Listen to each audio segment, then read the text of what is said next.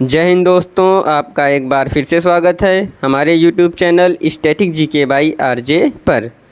हम लोगों ने पॉलिटी सीरीज चालू किया था, तो उसका आज ये एपिसोड नंबर 15 होने वाला है। और आज हम जानने वाले हैं राज्य विधानमंडल के अंदर विधान परिषद को और विधानसभा को, और उसके अतिरिक्त हम लोग बात करने वाले हैं मुख्यमंत्री की, राज्य का महाधिवक्ता और मंत्रिपरिषद के बारे में बिल्कुल डिटेल में जानने वाले हैं। यदि आप यह पूरा वीडियो देख लेते हो तो आपको किसी अन्य सोर्स पर डिपेंडेंट होने की कोई आवश्यकता नहीं है, क्योंकि यह वीडियो आपके लिए काफ़ी ज़्यादा यूजफुल और सफिशिएंट रहने वाला है।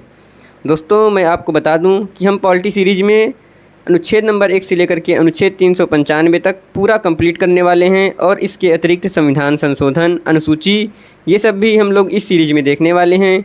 तो यह सीरीज़ आपके लिए काफ़ी ज़्यादा फ़ायदेमंद रहने वाली है। जैसे कि आप RRB, NTPC, group D, junior engineer, ALP technician, RPF constable, या आप एसएससी, या आप किसी भी स्टेट एग्ज़ाम की तैयारी कर रहे हैं जहां पर पॉलिटी सब्जेक्ट पूछा जाता है, तो यह सीरीज़ आपके लिए काफ़ी ज़्यादा सफिशिएंट रहने वाली है। तो चलिए बिना किसी देरी को अपने आज के इस एपिसोड को शुरू करते हैं। उससे पहले दोस्तों, यदि आप हमारे YouTube channel static GK by RJ पर नए हैं तो हमारे चैनल को सब्सक्राइब कर लीजिए, बेल आइकन प्रेस कर लीजिए, जिससे कि इस सीरीज़ के आगे आने वाले एपिसोड की जानकारी आप तक नोटिफिकेशन के रूप में जल्द से जल्द प्राप्त होती रहे। और यदि आप इसका PDF चाहते हैं तो आप हमारे Telegram channel static GK by RJ से जुड़ सकते हैं, जिसका लिंक मैंने डिस्क्रिप्शन में दे दिया है। वहाँ से जा कर के आप इस PDF को आसानी से डाउनलोड कर सकते हैं। तो चलिए शुरू करते हैं अपने आज के इस क्लास को शुरू करने से पहले जैसे मैं आपको बता दूं कि पहले हम लोग जो भी हमने पढ़ा होता है उसका फटाफट रिवीजन करते हैं। तो चलिए हम लोग आज की क्लास का रिवीजन कर लेते हैं।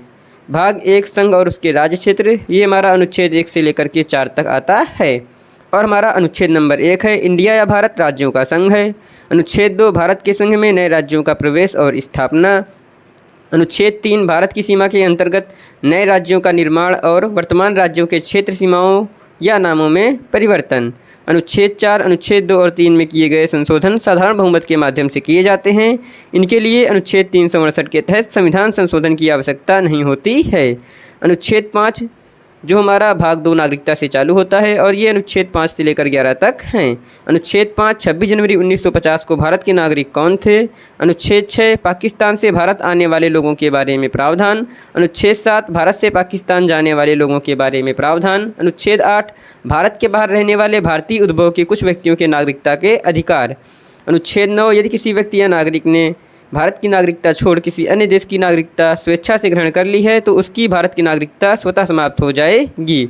अनुच्छेद 10 नागरिकता के अधिकारों को संसद के संविधान संशोधन करने तक बनाए रहना, अर्थात अनुच्छेद 5, 6, 7, 8 और 9 में दिए गए सभी प्रावधान संसद की अनुमति तक बने रहेंगे।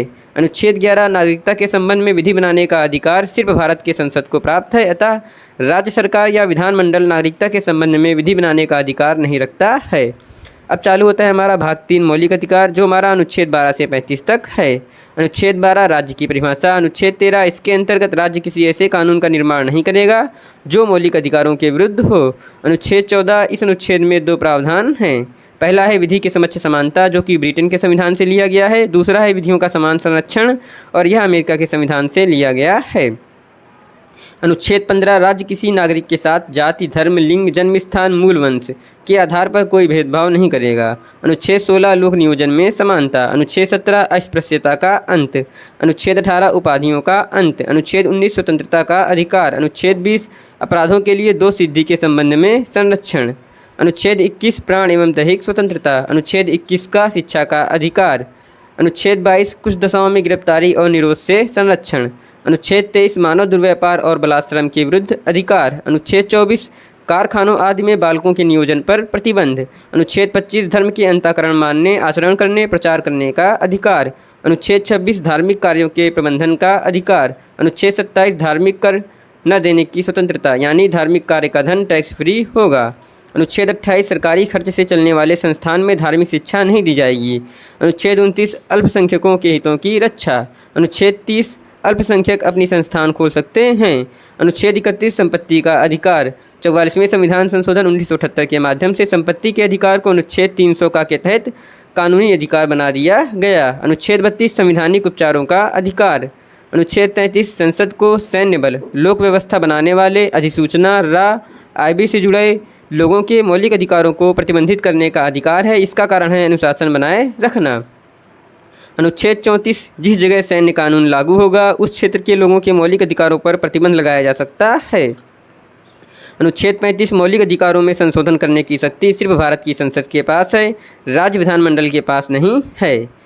अब यहाँ से चालू होता है भाग 4, राज्य के नीति निर्देशक तत्व, और ये हमारे अनुच्छेद 36 से लेकर 51 तक हैं।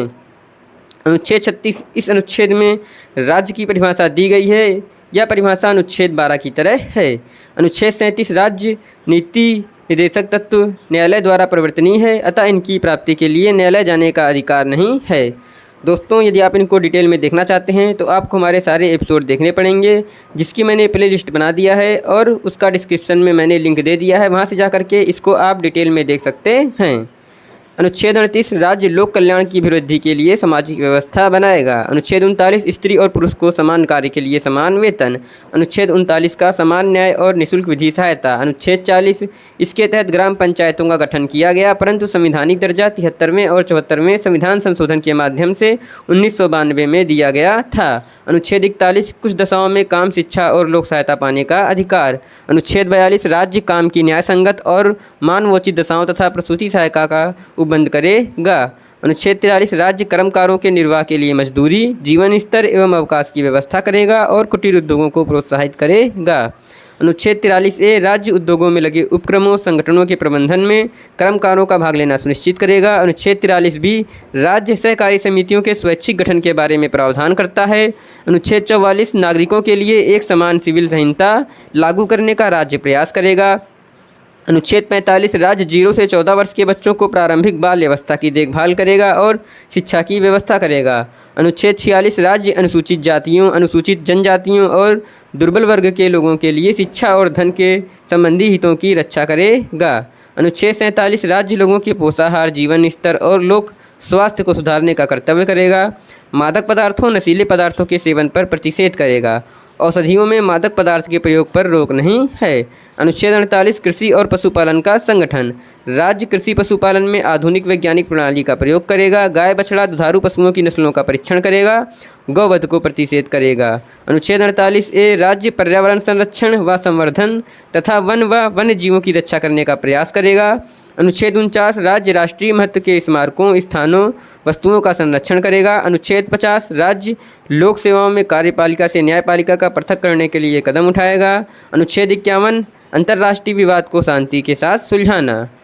अब हमारा चालू होता है भाग 4A, जो कि मूल कर्तव्य अनुच्छेद 51A के अंतर्गत आता है, और यह 42वें संविधान संशोधन 1976 के माध्यम से भारत के संविधान में सरदार स्वर्ण सिंह समिति पर 10 मौलिक कर्तव्य जोड़े गए थे। 11वां मौलिक कर्तव्य 86वें संविधान संशोधन के माध्यम से वर्ष 2002 में जोड़ा गया। विश्व में जापान और भारत लोकतांत्रिक देश है जहां मौलिक कर्तव्यों का प्रावधान मिलता है। यह सोवियत संघ वर्तमान में रूस देश से लिया गया है। अब हमारा चालू होता है भाग 5 संघ, और यह हमारा अनुच्छेद 52 से लेकर के 151 के अंतर्गत आता है। और हमारा पहला है भारत का राष्ट्रपति, जो कि अनुच्छेद 52 से 62 के अंतर्गत आता है। तो हमारा अनुच्छेद नंबर 52 है, भारत का एक राष्ट्रपति होगा।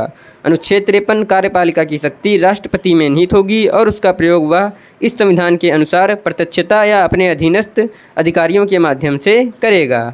अनुच्छेद 54 राष्ट्रपति का निर्वाचन मंडल। अनुच्छेद 55 राष्ट्रपति के निर्वाचन की नीति। अनुच्छेद 56 राष्ट्रपति का कार्यकाल। अनुच्छेद 57 राष्ट्रपति का पुनर्निर्वाचन।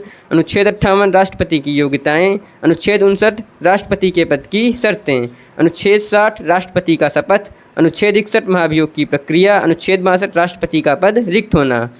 अब हमारा चालू होता है भारत का उपराष्ट्रपति, जो हमारा अनुच्छेद 63 से 73 के बीच में है, और अनुच्छेद 63 है, भारत का एक उपराष्ट्रपति होगा। अनुच्छेद 64 उपराष्ट्रपति राज्यसभा का पदेन सभापति होगा। अनुच्छेद 65 जब किसी कारणवश राष्ट्रपति का पद खाली होगा तो उपराष्ट्रपति कार्यवाहक राष्ट्रपति होगा। अनुच्छेद 66 उपराष्ट्रपति का निर्वाचन मंडल। अनुच्छेद 67 उपराष्ट्रपति का कार्यकाल। अनुच्छेद 68 उपराष्ट्रपति का चुनाव। अनुच्छेद 69 उपराष्ट्रपति का शपथ। अनुच्छेद 70 राष्ट्रपति का पद खाली होने पर संसद नियम बनाएगा। अनुच्छेद 71 राष्ट्रपति या उपराष्ट्रपति के निर्वाचन के संबंध में कोई विवाद उत्पन्न होने पर सुप्रीम कोर्ट का निर्णय अंतिम होगा। अनुच्छेद 72 राष्ट्रपति की क्षमादान शक्ति। अनुच्छेद 73 कार्यपालिका का विस्तार। अनुच्छेद 74 राष्ट्रपति की सलाह और सहायता के लिए एक मंत्रिपरिषद होगी जिसका अध्यक्ष प्रधानमंत्री होगा। अनुच्छेद 75 राष्ट्रपति प्रधानमंत्री की नियुक्ति करता है और प्रधानमंत्री की सुझाव पर मंत्रिपरिषद की नियुक्ति करता है। अनुच्छेद 75(3) प्रधानमंत्री का कार्यकाल। अनुच्छेद 77 मंत्रियों के मध्य विभागों का बंटवारा प्रधानमंत्री करते हैं, लेकिन विभागों के बंटवारे के संबंध में नियम बनाने की शक्ति राष्ट्रपति में निहित है। अनुच्छेद 88 अधिकार। अगर कोई मंत्री राज्यसभा का सदस्य है तो लोकसभा की बैठक में भाग ले सकता है, भाषण दे सकता है, समिति का सदस्य हो सकता है, परंतु वोट नहीं दे सकता है। अनुच्छेद 78 प्रधानमंत्री का कर्तव्य। अनुच्छेद 79 संसद का निर्माण संसद के 3 अंगों से होता है, राष्ट्रपति, लोकसभा और राज्यसभा। अनुच्छेद 80 राज्यसभा की सीटों की संख्या 250 है, जिसमें 229 राज्यों से और 12 राष्ट्रपति द्वारा मनोनीत किए जाते हैं। वर्तमान में राज्यसभा की सीटों की संख्या 245 है, जिसमें 233 राज्यों से और 12 राष्ट्रपति द्वारा मनोनीत किए गए हैं, जो कि विज्ञान, कला, साहित्य, समाज सेवा आदि क्षेत्रों में अनुभव रखते हैं। अनुच्छेद 81 लोकसभा की अधिकतम सीटों की संख्या 550 है, जिसमें 530 राज्यों से और 20 केंद्र शासित प्रदेशों से है। वर्तमान में लोकसभा में 543 सीटें हैं, 530 राज्यों और 13 केंद्र शासित प्रदेशों से। अनुच्छेद 83 लोकसभा के सदस्यों का कार्यकाल। अनुच्छेद 84 लोकसभा के निर्वाचन की योग्यताएं। अनुच्छेद 85 भारतीय संविधान का एक प्रावधान है जो संसद के सत्र, सत्रावसान और विघटन से संबंधित है। अनुच्छेद 86 राष्ट्रपति संसद के किसी भी सदन या संयुक्त रूप से समवेत दोनों सदनों को संबोधित कर सकते हैं। अनुच्छेद 87 राष्ट्रपति लोकसभा के लिए प्रत्येक साधारण चुनाव के बाद पहले सत्र के आरंभ में और प्रत्येक वर्ष के पहले सत्र के आरंभ में संसद के दोनों सदनों को संबोधित करेगा और संसद को अपने आह्वान के कारणों की जानकारी देगा। अनुच्छेद 88 संसद के संबंध में मंत्रियों और महान्यायवादी के अधिकारों से संबंधित है। अनुच्छेद 89 राज्यसभा के सभापति और उपसभापति से संबंधित है। यह बताता है कि भारत का उपराष्ट्रपति राज्यसभा का पदेन सभापति होगा और राज्यसभा को अपना उपसभापति चुनने का अधिकार है। अनुच्छेद 90 राज्यसभा के उपसभापति के पद के संबंध में है। यह उपसभापति के पद से अवकाश, त्यागपत्र और पद से हटाए जाने से संबंधित है। अनुच्छेद 91 जब राज्यसभा का सभापति का पद रिक्त है या उपराष्ट्रपति राष्ट्रपति के रूप में कार्य कर रहा है तो उपसभापति या राष्ट्रपति द्वारा नियुक्त किसी अन्य सदस्य को सभापति के रूप में कार्य करना होगा। अनुच्छेद 92 जब राज्यसभा में सभापति या उपसभापति को हटाने के कोई संकल्प विचाराधीन है तो सभापति या उपसभापति उस अवधि के लिए अध्यक्षता नहीं करेंगे। अनुच्छेद 93 लोकसभा का अध्यक्ष एवं उपाध्यक्ष। अनुच्छेद 94 लोकसभा के अध्यक्ष का कार्यकाल। अनुच्छेद 99 लोकसभा के सदस्यों का शपथ। अनुच्छेद 108 संयुक्त बैठक जो कि ऑस्ट्रेलिया के संविधान से लिया गया है। अनुच्छेद 109 धन विधेयकों का विशेष प्रावधान। अनुच्छेद 110 धन विधेयक की परिभाषा। अनुच्छेद 112 वार्षिक वित्तीय विवरण जिसे हम लोग बजट के नाम से जानते हैं। अनुच्छेद 102 संसद के अयोग्यता के आधार। अनुच्छेद 76 महान्यायवादी जिसको अंग्रेजी में अटॉर्नी जनरल कहा जाता है और यह पद ब्रिटेन से लिया गया है। अनुच्छेद 120 संसद में भाषा। अनुच्छेद 111 इस अनुच्छेद के तहत राष्ट्रपति के बिना अनुमति के कोई कानून नहीं बन सकता है। अनुच्छेद 123 अध्यादेश। अनुच्छेद 124 भारत में एक सर्वोच्च न्यायालय की स्थापना। अनुच्छेद 124A सुप्रीम कोर्ट में 7 जज और एक मुख्य न्यायाधीश होंगे। वर्तमान में जजों की संख्या 33 जज और एक मुख्य न्यायाधीश हैं। अनुच्छेद 125 सर्वोच्च न्यायालय के न्यायाधीशों का वेतन। अनुच्छेद 126 सर्वोच्च न्यायालय के कार्यकारी मुख्य न्यायाधीश की नियुक्ति। अनुच्छेद 127 सर्वोच्च न्यायालय के तदर्थ न्यायाधीशों की नियुक्ति। अनुच्छेद 128 सर्वोच्च न्यायालय में सेवानिवृत्त न्यायाधीश की नियुक्ति। अनुच्छेद 129 सर्वोच्च न्यायालय का अभिलेख न्यायालय होना। अनुच्छेद 130 सर्वोच्च न्यायालय का स्थान। अनुच्छेद 131 सर्वोच्च न्यायालय की आरंभिक अधिकारिता। अनुच्छेद 132 यह उच्च न्यायालयों यानी कि हाई कोर्ट से कुछ मामलों में सर्वोच्च न्यायालय में अपीली क्षेत्राधिकार से संबंधित है। अनुच्छेद 133 दीवानी मामलों में अपील। अनुच्छेद 134 फौजदारी मामलों में अपील। अनुच्छेद 135 यह अनुच्छेद यह सुनिश्चित करता है कि सर्वोच्च न्यायालय संघीय न्यायालय के अधिकार क्षेत्र और शक्तियों को बिना किसी रुकावट के संभाले ताकि मामलों की सुनवाई और न्याय में कोई व्यवधान न आए। अनुच्छेद 136 सर्वोच्च न्यायालय में विशेष अपील। अनुच्छेद 137 सुप्रीम कोर्ट अपने द्वारा दिए गए निर्णय का पुनरावलोकन कर सकता है। अनुच्छेद 129 सर्वोच्च न्यायालय के अधिकार क्षेत्र में वृद्धि। अनुच्छेद 139 सुप्रीम कोर्ट को 5 प्रकार की रिट जारी करने का अधिकार प्राप्त है। और यह अनुच्छेद 32 के अंतर्गत आता है। अनुच्छेद 139A सर्वोच्च न्यायालय को कुछ मामलों को एक उच्च न्यायालय से दूसरे उच्च न्यायालय को या अपने पास स्थानांतरित करने की शक्ति प्रदान करता है। अनुच्छेद 140 यह अनुच्छेद सुप्रीम कोर्ट को अतिरिक्त शक्तियाँ प्रदान करती है। अनुच्छेद 141 सुप्रीम कोर्ट द्वारा बनाया गया कोई भी विधि यानी कि कानून भारत के सभी न्यायालयों पर आवर्त रूप से लागू होगा। अनुच्छेद 142 सर्वोच्च न्यायालय का पूर्ण न्याय का सिद्धांत। अनुच्छेद 143 राष्ट्रपति को सलाह लेने की शक्ति। अनुच्छेद 148 यह अनुच्छेद भारत के नियंत्रक एवं महालेखा परीक्षक की नियुक्ति, शपथ, कार्यकाल और हटाने से संबंधित है। अनुच्छेद 149 इस अनुच्छेद में कैग की शक्तियों और कर्तव्यों को परिभाषित किया गया है। अनुच्छेद 150 इस अनुच्छेद में राज्य का लेखा उस रूप में होगा जैसा राष्ट्रपति भारत के नियंत्रक एवं महालेखा परीक्षक की सलाह पर निर्धारित करेगा। अनुच्छेद 151 इस अनुच्छेद में भारत के नियंत्रक एवं महालेखा परीक्षक द्वारा प्रस्तुत लेखा परीक्षा रिपोर्ट के बारे में है। अनुच्छेद 152 राज्यों की परिभाषा। अनुच्छेद 153 प्रत्येक राज्य का एक राज्यपाल होगा। अनुच्छेद 154 राज्य की कार्यपालिका शक्ति राज्यपाल में निहित है। इसका प्रयोग वह स्वयं और अधीनस्थ अधिकारियों के माध्यम से करता है। अनुच्छेद 155 राज्यपाल की नियुक्ति। अनुच्छेद 156 राज्यपाल का कार्यकाल। राज्यपाल राष्ट्रपति की प्रयास पर्यंत तक कार्य करेगा। अनुच्छेद 157 राज्यपाल के पद की योग्यताएं। अनुच्छेद 158 राज्यपाल के पद की शर्तें। अनुच्छेद 159 राज्यपाल का शपथ।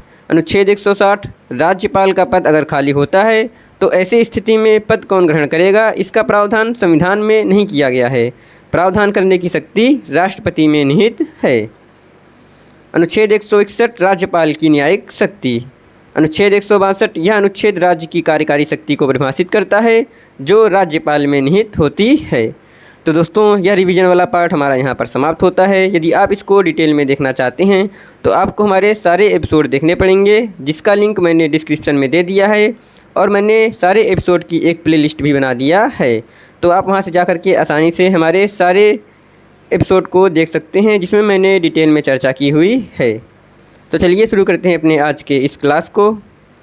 आइए जान लेते हैं अनुच्छेद 163 के बारे में। राज्यपाल की सलाह और सहायता के लिए एक मंत्रिपरिषद होगा जिसका मुखिया मुख्यमंत्री होगा। राज्यपाल अपनी स्वयं विवेकी शक्तियों को छोड़कर मंत्रिपरिषद की सलाह पर कार्य करेगा। अब हमारा अनुच्छेद 164 है। मुख्यमंत्री की नियुक्ति राज्यपाल करेगा और मुख्यमंत्री की सलाह पर मंत्रिपरिषद की नियुक्ति भी राज्यपाल करेगा। साधारणतया बहुमत दल के नेता को मुख्यमंत्री पद की शपथ दिलाते हैं। आइए जान लेते हैं मंत्रिपरिषद की संख्या। मंत्रिपरिषद की अधिकतम संख्या विधानसभा के 15% से अधिक नहीं होगी और न्यूनतम संख्या 12%। 91वें संविधान संशोधन 2003 के माध्यम से यह प्रावधान किया गया था कि विधानसभा की अधिकतम 15% से अधिक संख्या नहीं होगी और न्यूनतम 12% से अधिक नहीं होगी। आप एक पॉइंट नोट के रूप में नोट डाउन कर लीजिए। राज्यपाल मंत्रिपरिषद में निम्नलिखित 4 राज्यों उड़ीसा, झारखंड, छत्तीसगढ़ और मध्य प्रदेश एक जनजाति मंत्री की नियुक्ति करेगा और यह मंत्री अनुसूचित जाति और पिछड़ी जाति का कल्याण करेगा, जो कि हमारा अनुच्छेद 164 के अंतर्गत आता है। बिहार को 94वें संविधान संशोधन 2006 के माध्यम से इन 4 राज्यों से हटा दिया गया है। पहले दोस्तों राज्यपाल मंत्रिपरिषद में 5 राज्यों से एक जनजातीय मंत्री की नियुक्ति करते थे, लेकिन बिहार को 94वें संविधान संशोधन 2006 के माध्यम से इसमें हटा दिया गया है। अब केवल 4 राज्य उड़ीसा, झारखंड, छत्तीसगढ़ और मध्य प्रदेश में ही एक जनजातीय मंत्री की नियुक्ति राज्यपाल द्वारा की जाती है। आइए जान लेते हैं मंत्रिपरिषद की योग्यता। मंत्री पद की कोई योग्यता नहीं है, परंतु मंत्री बनने के 6 माह के अंदर व्यक्ति को विधानसभा या विधान परिषद का सदस्य बनना होगा। सुप्रीम कोर्ट ने BR कपूर बनाम तमिलनाडु राज्य 2001 में यह निर्णय दिया कि मंत्री वही व्यक्ति बने जो विधानसभा का सदस्य बनने की प्रारंभिक योग्यता रखता हो। आइए जान लेते हैं अब मंत्रिपरिषद की कार्यकाल। मंत्रिपरिषद सामूहिक रूप से विधानसभा के प्रति जिम्मेदार होता है। सामान्यतः मंत्रिपरिषद का कार्यकाल 5 वर्ष का होता है। व्यक्तिगत मंत्री राज्यपाल के प्रति जिम्मेदार होता है। वैसे आप देख सकते हैं मंत्रिपरिषद सामूहिक रूप से विधानसभा के प्रति जिम्मेदार होती है, जैसे कि केंद्र सरकार में हमारा लोकसभा के प्रति जिम्मेदार होती है। लेकिन यदि बात करें व्यक्तिगत मंत्री की, तो हमारा राज्यपाल के प्रति जिम्मेदार होता है। मुख्यमंत्री राज्य योजना बोर्ड का अध्यक्ष, नीति आयोग, अंतर्राज्यीय परिषद, विकास परिषद का सदस्य होता है। आइए अब जान लेते हैं अनुच्छेद 165 के बारे में। इसमें राज्य का महाधिवक्ता के बारे में बात किया गया है, तो आइए डिटेल में जान लेते हैं। यह राज्य सरकार का वकील और प्रथम विधि अधिकारी होता है। आइए अब जान लेते हैं महाधिवक्ता की योग्यता कौन कौन सी होती हैं। हाई कोर्ट के जज के बराबर इसकी योग्यता होनी चाहिए। इसके अतिरिक्त भारत का वह नागरिक हो, 10 वर्ष तक न्यायिक सेवा में रहा हो, 10 वर्ष तक हाई कोर्ट का वकील रहा हो। आइए अब जान लेते हैं महाधिवक्ता की नियुक्ति। राज्यपाल उसकी नियुक्ति करता है। आइए अब जान लेते हैं महाधिवक्ता का कार्यकाल। राज्यपाल की इच्छा के अनुसार हमारे महाधिवक्ता का कार्यकाल होता है। महाधिवक्ता का पारिश्रमिक राज्यपाल निर्धारित करते हैं। महाधिवक्ता का कार्य, आइए जानते हैं महाधिवक्ता का कार्य क्या क्या होता है। राज्य सरकार का वकील होता है। राज्य सरकार का पक्ष सभी न्यायालयों में रखता है। विधानमंडल में किसी भी सदन में कार्यवाही में भाग ले सकता है। तो ये हमारे महाधिवक्ता का कार्य था। आइए अब जान लेते हैं अनुच्छेद 166 के बारे में। राज्य सरकार के सभी कार्य राज्यपाल के नाम से होते हैं, जो कि हमारा अनुच्छेद 166 के अंतर्गत बताया गया है। अनुच्छेद 167, मुख्यमंत्री का कर्तव्य होगा कि राज्य सरकार के कार्यों की सूचना राज्यपाल को दे। आइए अब जान लेते हैं राज्य विधानमंडल के बारे में। अनुच्छेद 168, राज्य विधानमंडल राज्यपाल, विधानसभा और विधान परिषद से मिलकर बना होता है। जैसे कि हमारा केंद्र सरकार में हमारा राज्य विधानमंडल राज्य सरकार में होता है और केंद्र सरकार में हमारा संसद होता है, और संसद राष्ट्रपति, लोकसभा और राज्यसभा से मिलकर बनती है। वैसे ही हमारा राज्य विधानमंडल दोस्तों राज्यपाल, विधानसभा और विधान परिषद से मिलकर बना होता है। अभी तक केवल 6 राज्यों में विधानमंडल है। आंध्र प्रदेश, तेलंगाना, कर्नाटक, महाराष्ट्र, बिहार और उत्तर प्रदेश। इन 6 राज्यों में केवल विधान परिषद है, बाकी सभी राज्यों में हमारा विधानसभा देखने को मिल जाती है।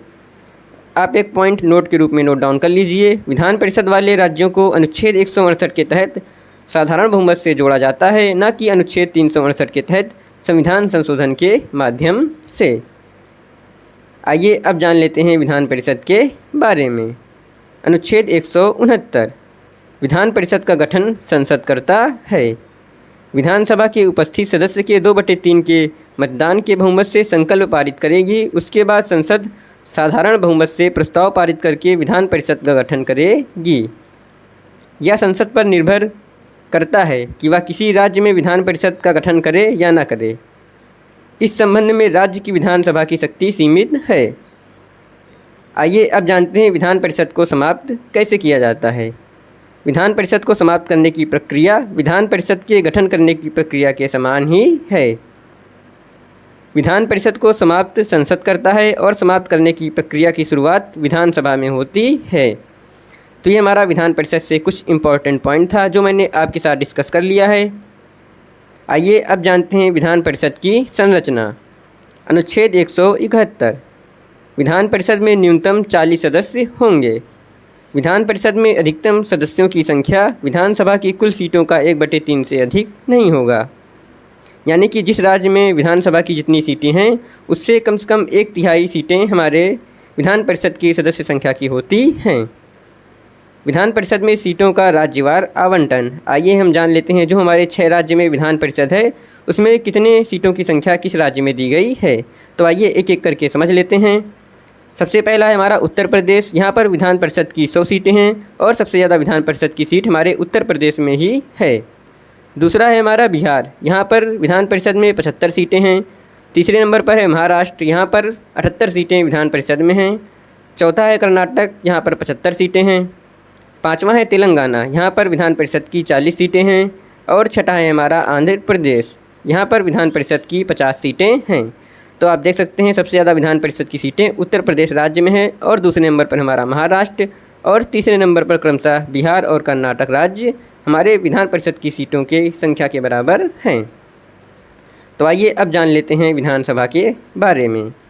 अनुच्छेद 170, विधानसभा राज्य विधानमंडल का निम्न सदन है या जनता का सदन है। भारत में किसी भी विधानसभा के सदस्यों की संख्या 500 से अधिक नहीं होगी। और सबसे ज़्यादा विधानसभा की सीटें संख्या दोस्तों 403 उत्तर प्रदेश में है। अभी मैं आपको आगे बताने वाला हूँ यह पॉइंट। सर्वाधिक सदस्यों की संख्या वाला विधानसभा उत्तर प्रदेश है, यहाँ पर 403 सीटें हैं, जैसा कि मैंने अभी आपको अवगत कराया था।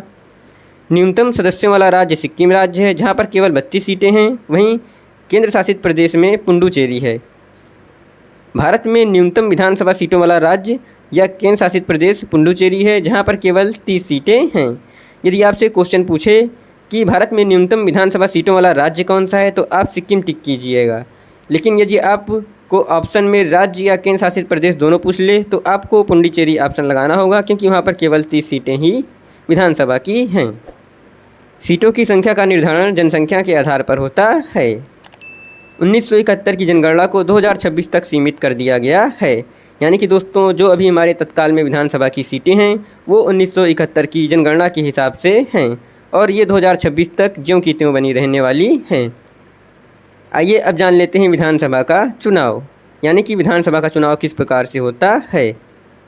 राज्य की जनता प्रत्यक्ष निर्वाचन के माध्यम से विजेता को चुनती है। सर्वाधिक मत प्राप्त करने वाला दल विधानसभा में सरकार बनाता है। विधान परिषद का चुनाव, अभी तक हमने जाना विधानसभा का चुनाव। आइए अब जानते हैं हम लोग विधान परिषद का चुनाव। विधान परिषद का चुनाव एकल संक्रमणीय मत प्रणाली से अप्रत्यक्ष तरीके से किया जाता है। आइए जान लेते हैं विधान परिषद का निर्वाचन मंडल। विधान परिषद में 1/6 सदस्यों को राज्यपाल मनोनीत करेगा। यानी कि हमारे विधान परिषद में जितने भी सदस्यों की संख्या होता है उसका 1/6 राज्यपाल द्वारा मनोनीत किए जाते हैं। 1/3 सदस्यों को राज्य विधानसभा के सदस्य निर्वाचित करेंगे। 1/3 सदस्यों को पंचायत में जिला परिषद और नगर पालिका परिषद के सदस्य निर्वाचित करेंगे। 1/2 यानी कि आधे सदस्यों के उच्च माध्यमिक शिक्षा के शिक्षक होंगे जो 3 वर्ष नौकरी कर चुके हों, और 1/2 सदस्य को स्नातक के छात्र जो 3 वर्ष पूर्व स्नातक कर चुके हों। तो ये हमारे विधान परिषद का निर्वाचन मंडल था, और इस प्रकार से बिहार विधान परिषद के 75 सीटों का निर्वाचन होता है। तो आइए अब जान लेते हैं अनुच्छेद 172 यानी कि विधानसभा और विधान परिषद का कार्यकाल। पहले समझ लेते हैं विधानसभा के बारे में। विधानसभा का कार्यकाल 5 वर्ष का होता है। इसका चुनाव प्रत्येक 5 वर्षों में होता है। आइए अब जान लेते हैं विधान परिषद के बारे में। विधान परिषद का कार्यकाल अनिश्चित होता है। इसका चुनाव प्रत्येक 2 वर्षों में होता है। सदस्यों का कार्यकाल 6 वर्षों का होता है। तो ये हमारा अनुच्छेद 172 था, विधानसभा और विधान परिषद का कार्यकाल। आप एक पॉइंट नोट के रूप में नोट डाउन कर लीजिए। विधान परिषद एक उच्च सदन है या स्थायी सदन है, इसको विघटित नहीं किया जा सकता है। जैसे कि हमारा केंद्र सरकार में राज्यसभा था, वैसे ही हमारा राज्य सरकार में विधान परिषद है। आइए अब जान लेते हैं अनुच्छेद 173 के बारे में, जिसमें दिया गया है विधानसभा और विधान परिषद के सदस्यों की योग्यता। तो आइए सबसे पहले हम लोग जान लेते हैं विधानसभा के बारे में। भारत का वह नागरिक हो, पागल या दिवालिया न हो, वह 25 वर्ष की आयु पूरी कर चुका हो, जनप्रतिनिधि अधिनियम 1951 का पालन करता हो। तो ये हमारा विधानसभा के सदस्य बनने की योग्यता थी। आइए अब जान लेते हैं विधान परिषद में सदस्य बनने की कौन कौन सी योग्यताएं होनी चाहिए। सबसे पहला, वह भारत का नागरिक हो और पागल या दिवालिया घोषित न हो। उसके अतिरिक्त वह 30 वर्ष की आयु पूरी कर चुका हो और जनप्रतिनिधि अधिनियम 1951 का पालन करता हो। तो आप यहाँ से एक इम्पॉर्टेंट पॉइंट देख सकते हैं कि विधानसभा का सदस्य बनने के लिए न्यूनतम आयु 25 वर्ष की चाहिए, और विधान परिषद का नागरिक बनने के लिए यानी कि सदस्य बनने के लिए न्यूनतम 30 वर्ष की आयु चाहिए। आइए अब जान लेते हैं अनुच्छेद 178 के बारे में। विधानसभा का अध्यक्ष और उपाध्यक्ष, ये हमारा अनुच्छेद 178 के अंतर्गत आता है। तो आइए डिटेल में इसको डिस्कस कर लेते हैं। नवनिर्वाचित विधानसभा अपने सदस्यों में से अध्यक्ष और उपाध्यक्ष को चुनेगी। सामान्यतः अध्यक्ष और उपाध्यक्ष बहुमत दल से होते हैं।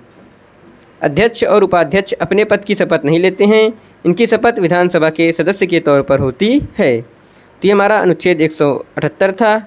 आइए अब जान लेते हैं हम लोग अनुच्छेद 179 के बारे में, जिसमें विधानसभा का अध्यक्ष और उपाध्यक्ष का पद रिक्त होना, पद त्याग और पद से हटाए जाना से संबंधित रहने वाला है। आइए डिटेल में जान लेते हैं। विधानसभा का अध्यक्ष अपना त्यागपत्र उपाध्यक्ष को देता है और उपाध्यक्ष त्यागपत्र अध्यक्ष को देता है। अध्यक्ष को उसके पद से हटाने की प्रक्रिया विधानसभा में शुरू होती है।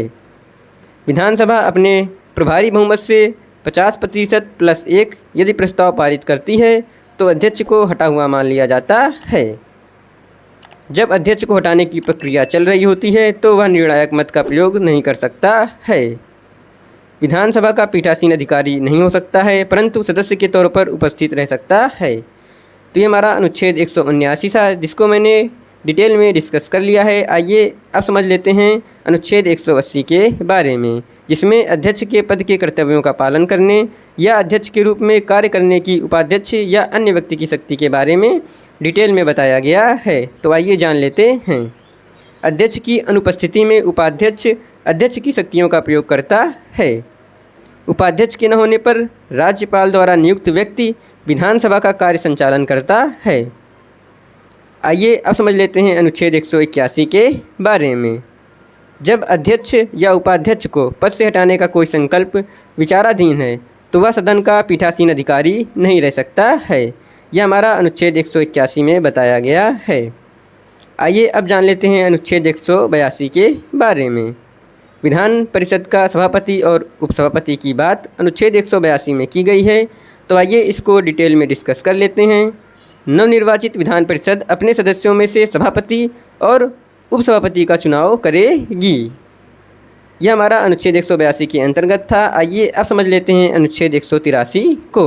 इसमें सभापति और उपसभापति का पद का रिक्त होना पद त्याग और पद से हटाए जाना से संबंधित है। तो आइए डिटेल में समझ लेते हैं। सभापति अपना त्यागपत्र उपसभापति को देता है। सभापति को पद से हटाया जाना। विधान परिषद अपने प्रभावी बहुमत से प्रस्ताव पारित करके 50% + 1 सभापति को पद से हटा देती है। आइए अब जान लेते हैं अनुच्छेद 184 के बारे में। सभापति के पद के कर्तव्यों का पालन करने या सभापति के रूप में कार्य करने की उपसभापति या अन्य व्यक्ति की शक्ति, ये हमारा अनुच्छेद 184 में बताया गया है। सभापति के अनुपस्थित होने पर उपसभापति उसकी समस्त शक्तियों का प्रयोग करता है। यदि उपसभापति अनुपस्थित है तो राज्यपाल द्वारा नियुक्त व्यक्ति सभापति के तौर पर कार्य करता है। आइए समझ लेते हैं अनुच्छेद 185 को। जब सभापति का पद हटाने का संकल्प चल रहा हो तो वह पीठासीन अधिकारी नहीं होगा। अनुच्छेद 186, इसमें अध्यक्ष और उपाध्यक्ष तथा सभापति और उपसभापति के वेतन और भत्ते के बारे में डिटेल में बताया गया है। तो आइए डिस्कस कर लेते हैं। इसका वेतन दूसरी अनुसूची के अनुसार मिलता है। राज्य विधानमंडल इसको निश्चित करता है। विधान परिषद का सभापति उसका सदस्य होता है, इसलिए सभापति का कार्यकाल यहाँ 6 वर्ष का होता है, जबकि राज्यसभा के सभापति का कार्यकाल 5 वर्ष का होता है। क्योंकि सभापति राज्यसभा का सदस्य नहीं होता है, वह हमारा दोस्तों उपराष्ट्रपति होता है। यह काफ़ी ज़्यादा पॉइंट इम्पॉर्टेंट था, इसलिए मैंने आपको नोट के रूप में इसे नोट डाउन करवा दिया है। आइए अब समझ लेते हैं अनुच्छेद 188 को। विधानसभा और विधान परिषद के सदस्यों का शपथ। इनकी शपथ का वर्णन अनुसूची 3 में वर्णित है। संविधान के प्रति सच्ची निष्ठा श्रद्धा रखने की शपथ लेते हैं। आइए अब जान लेते हैं। राज्य विधानमंडल का कानून का निर्माण करता है। विधानमंडल के विधेयक 3 प्रकार के होते हैं। पहला है साधारण विधेयक, जो हमारा अनुच्छेद 196 के अंतर्गत आता है।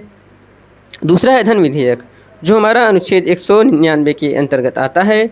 और तीसरा है हमारा वित्त विधेयक, जो हमारा अनुच्छेद 207 के अंतर्गत आता है। तो ये हमारे विधानमंडल के विधेयक जो कि 3 प्रकार के थे वो मैंने आपको बता दिया है। तो आइए अब जान लेते हैं साधारण विधेयक के बारे में, जो हमारा अनुच्छेद 196 के अंतर्गत आता है। साधारण विधेयक किसी भी सदन में पेश हो सकता है।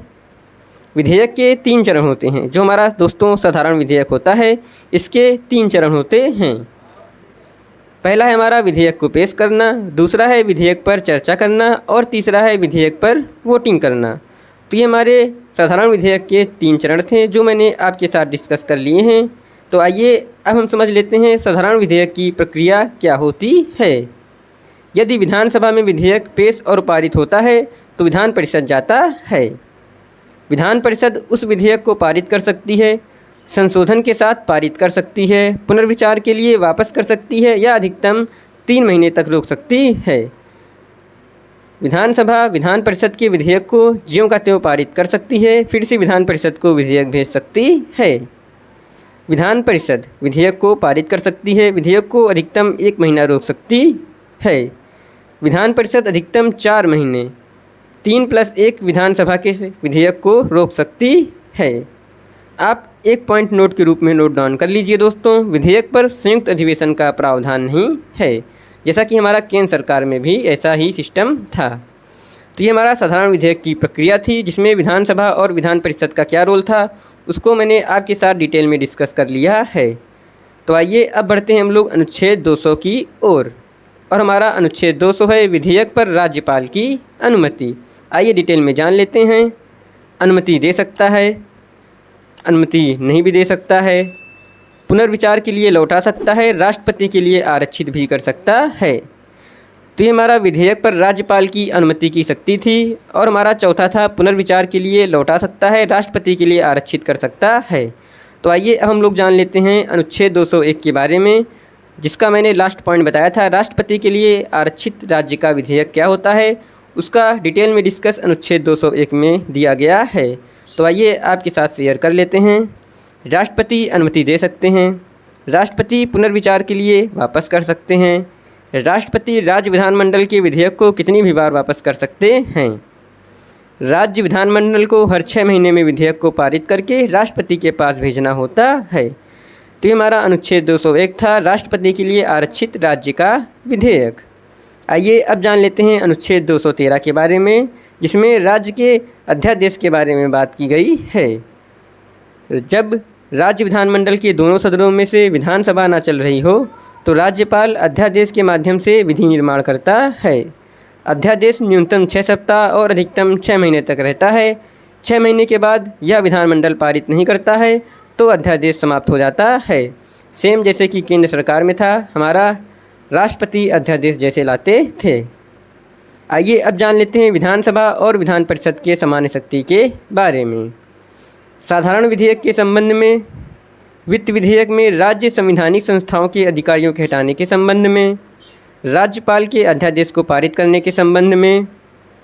आइए अब एक एक करके डिस्कस कर लेते हैं विधानसभा की शक्तियाँ और विधान परिषद की शक्तियाँ में कौन कौन सा अंतर होता है। पहला है दोस्तों, धन विधेयक के संबंध में शक्ति विधानसभा के पास होती है। धन विधेयक के संबंध में कोई शक्ति नहीं है, सिर्फ 14 दिन तक रोक सकता है, और ये हमारा विधान परिषद की शक्ति थी। यानी कि धन विधेयक के संबंध में विधानसभा को थोड़ा सा ज़्यादा शक्ति प्राप्त की गई है। दूसरा है हमारा राष्ट्रपति के चुनाव में मतदान की शक्ति विधानसभा को प्राप्त है।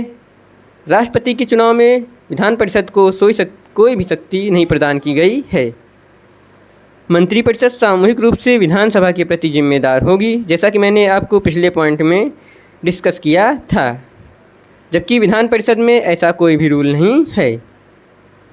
हमारा बजट विधानसभा में पेश होता है और विधान परिषद में बजट पेश नहीं होता है। अविश्वास प्रस्ताव पारित होता है। विधानसभा से रिलेटेड हमारा ये एक शक्ति थी कि अविश्वास प्रस्ताव केवल विधानसभा में पारित होता है और विधान परिषद में अविश्वास प्रस्ताव नहीं पारित होता है। हमारा लास्ट पॉइंट है राज्यसभा के चुनाव में मत, यानी कि जो हमारा राज्यसभा का चुनाव होता है केंद्र सरकार से रिलेटेड, उसमें विधानसभा को अतिरिक्त शक्तियाँ प्रदान की गई हैं और विधान परिषद में ऐसा कोई भी प्रावधान नहीं है। तो ये हमारा विधानसभा की शक्तियाँ और विधान परिषद की शक्तियों में मेन जो डिफरेंस था वो मैंने आपके साथ डिस्कस कर लिया है। तो दोस्तों यह वीडियो यहीं पर समाप्त होता है। यदि आपको हमारा पढ़ाने का तरीका, वीडियो की क्वालिटी अच्छी लगी है तो दोस्तों आप हमारे वीडियो को लाइक कर दीजिए। यदि अभी तक आपने हमारे चैनल को सब्सक्राइब नहीं किया है तो आप हमारे YouTube channel static GK by RJ को सब्सक्राइब कर लीजिए, बेल आइकन प्रेस कर लीजिए, जिससे कि भारतीय संविधान यानी कि इंडियन कॉन्स्टिट्यूशन के आगे आने वाले एपिसोड की जानकारी आप तक नोटिफिकेशन के रूप में जल्द से जल्द प्राप्त होती रहे। और यदि आप इसका PDF चाहते हैं तो आप हमारे Telegram channel static GK by RJ से जुड़ सकते हैं, जिसका लिंक मैंने डिस्क्रिप्शन में दे दिया है। हमारे यूट्यूब पर अभी भी जितनी 90-92 क्लासें अपलोड हैं उन सब की PDF आपको बिल्कुल फ्री में हमारे टेलीग्राम चैनल पर प्राप्त हो जाएगी। उसके अतिरिक्त दोस्तों, यदि आप हमें अदर सोशल मीडिया जैसे कि फेसबुक पेज, एक्स या इंस्टाग्राम पे भी फॉलो करना चाहते हैं तो उसका लिंक दोस्तों मैंने अपने PDF के लास्ट वाले पेज में ऐड करा दिया है। आप वहां से क्लिक करके डायरेक्ट हमें अदर सोशल मीडिया पे फॉलो कर सकते हैं। तो दोस्तों, इस वीडियो को यहीं पर समाप्त करते हैं। जो हमारा एपिसोड नंबर 15 था, इसमें हमने जाना विधानसभा, विधान परिषद, मुख्यमंत्री और राज्य के महाधिवक्ता के बारे में। तो चलिए दोस्तों, मिलते हैं अपने एपिसोड नंबर 16 में। तब तक के लिए थैंक यू। जय हिंद।